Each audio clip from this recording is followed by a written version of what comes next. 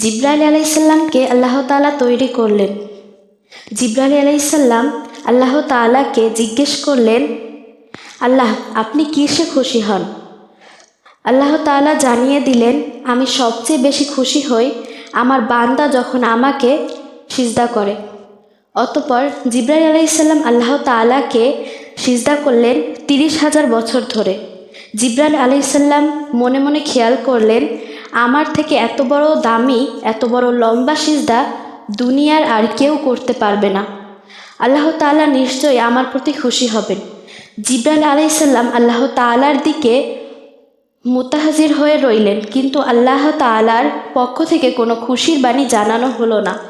জিব্রাইল আলাইসাল্লাম আল্লাহ তাআলাকে জিজ্ঞাসা করলেন, আল্লাহ আমি যে এত লম্বা সিজদা করলাম, আপনি কি আমার সিজদার প্রতি কোনো খুশি হন নাই?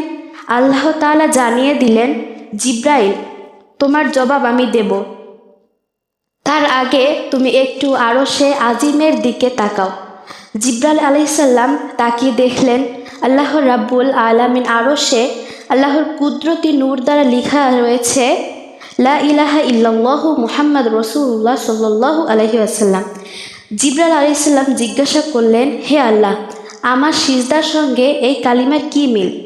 আল্লাহ তাআলা বললেন, ও জিব্রাইল শোনো, আমি আল্লাহ এ দুনিয়া তৈরি করব, এই দুনিয়ার মানব জাতি ও জিন জাতির হিদায়াতের জন্য লক্ষাধিক নবী রাসূলগণকে পাঠাবো। সর্বশ্রেষ্ঠ ও সর্বশেষ নবী মুহাম্মদ সাল্লাল্লাহু আলাইহি সাল্লামকে পাঠাবো। এই নবীর উম্মতের উপরে আমি 5 ওয়াক্ত নামাজ ফরজ করব। আর প্রতি 5 ওয়াক্ত নামাজের মধ্যে 17টা করে রাকাত আমার জন্য ফরজ করব। প্রত্যেকটা রাকাতের মধ্যে 2টি করে সিজদা হবে। আর প্রত্যেকটা সিজদার মধ্যে এই নবীর উম্মত 3 বার করে সুবহান রাব্বিয়াল আলা পাঠ করবে।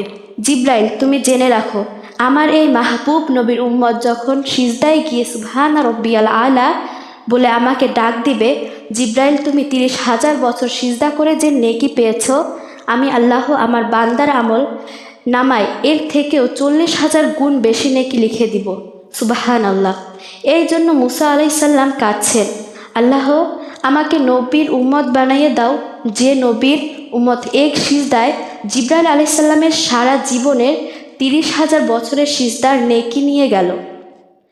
আমরা সেই নবীর উম্মত, আর আমরা কি করছি? আল্লাহ আমাদের 5 ওয়াক্ত নামাজ পড়া তৌফিক দান করুন, আমিন।